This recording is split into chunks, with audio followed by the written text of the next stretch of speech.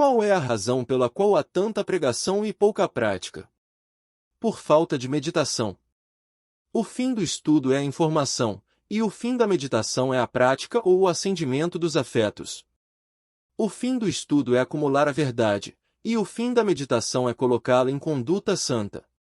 Observar e não meditar sobre elas é infrutífero. Podemos ouvir e ouvir, mas é como colocar uma coisa em um saco furado. Não é o toque da abelha na flor que colhe o mel, mas sua permanência por um tempo na flor que extrai o doce. Assim, não é aquele que lê mais, mas aquele que medita mais, quem provará ser um cristão verdadeiro ou um cristão maduro, mais doce, mais sábio e mais forte. A meditação afasta as almas de pensamentos pecaminosos. Quando o vaso está cheio, você não pode colocar mais. Se o coração está cheio de pensamentos pecaminosos, então não há espaço para pensamentos santos. E se o coração está cheio de pensamentos santos e celestiais pela meditação, então não há espaço para pensamentos maus e pecaminosos. Sem meditação, a graça nunca próspera, a oração é lânguida, o louvor é maçante e os deveres espirituais são inúteis. É mais fácil ouvir um ano de sermões do que passar uma hora em pensamentos íntimos, votos e proveitosos sobre as coisas divinas. Muitas, encorajado, advertido, repreendido, instruído. A razão pela qual ficamos tão frios ao ler a palavra é porque não nos aquecemos no fogo da meditação. Sem meditação, as verdades que conhecemos nunca afetaram nossos corações e permaneceram apenas na mente. Então, a meditação leva uma verdade ao coração. Leia antes de meditar. A leitura fornece matéria, é o óleo que alimenta a lâmpada da meditação. Certifique-se de que suas meditações sejam fundamentadas nas Escrituras. Ler sem meditação é estéril, infrutífero. Meditação sem leitura te faz criar um Deus falso. Algumas pessoas gostam de ler tantos capítulos todos os dias. Eu não uso de sua gíria da prática, mas prefiro deixar minha alma mergulhar em meia dúzia de versos o dia todo do que lavar minha mão em vários capítulos. Ao ser banhado em um texto da Escritura e deixá-lo ser sugado em sua própria alma até saturar seu coração, coloca o seu coração na palavra de Deus pela meditação. Seu conhecimento é aumentado pela meditação, sua memória é fortalecida pela meditação, seus corações são aquecidos pela meditação. Você será liberto dos pensamentos pecaminosos pela meditação, seus corações estarão sintonizados com cada dever que exalta a Deus pela meditação. Você cria graça pela meditação, você preencherá todas as fendas e rachaduras de sua vida e saberá como gastar seu tempo livre de maneira lucrativa. Pela meditação, você irá do bem ao mal, pela meditação, você conversará com Deus e desfrutará de Deus. É mais fácil andar 10 quilômetros para ouvir um sermão do que gastar um quarto de hora meditando sobre ele. Quando chego em casa, a meditação sobre a palavra de Deus é um dos mais importantes de todos os meios de graça e crescimento na espiritualidade. Sim, não pode haver verdadeiro progresso na piedade vital e prática sem ela. A meditação das coisas divinas não é opcional. Mas é obrigatório usar algo que Deus nos ordenou atender. Não deixe este livro da lei sair da sua boca, medite nele dia e noite, para que o cuidado de fazer tudo o que está escrito nele. Então, você será próspero e bem-sucedido. Josué 18, mas o seu prazer está na lei do Senhor, e na sua lei medita de dia e de noite. Salmo 12, eu medito em teus preceitos e considero os teus caminhos. Salmo 119, 15, como eu amo a tua lei. Medito nela o dia todo. Salmo 119, 97, meus olhos permanecem abertos durante as vigílias da noite, para que eu possa meditar em tuas promessas. Salmo 119, 148. Sem meditação, não se engane, você pode ser religioso, mas ainda viverá em piedade, mesmo que refinada.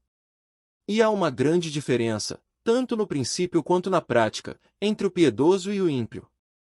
As afeições dos piedosos são espiritualmente refinadas, e seus desejos são exaltados. As inclinações dos ímpios são corruptas, e seus desejos são rasteiros.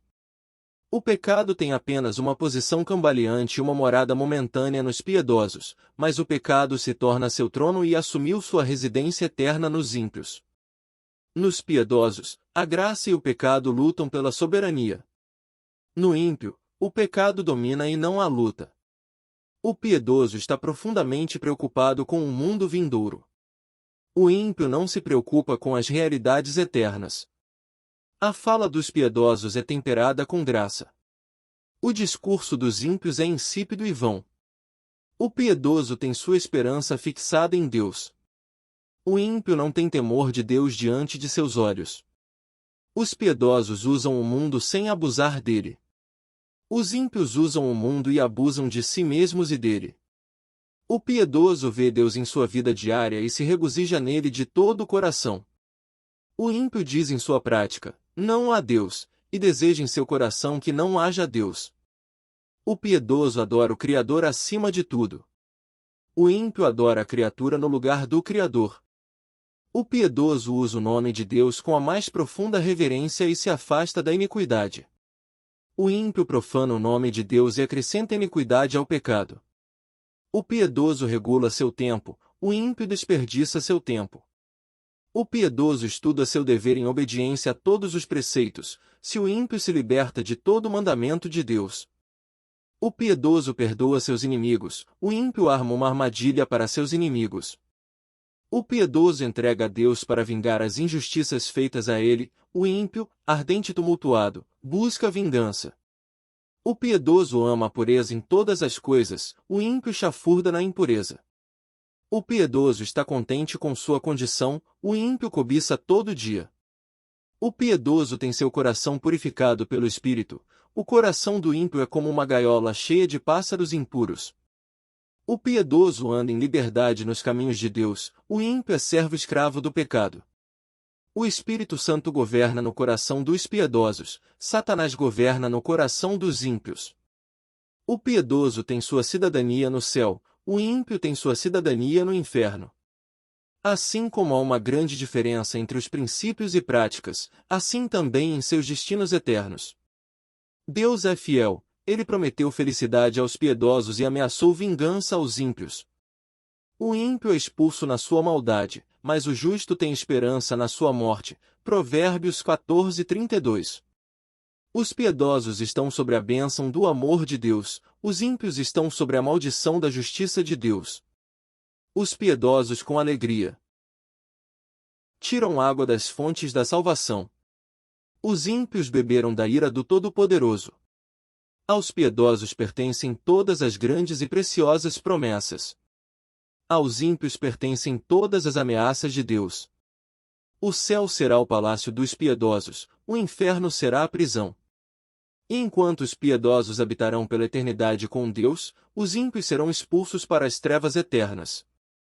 Assim, os justos e os ímpios são separados em sua vida e divididos em sua morte.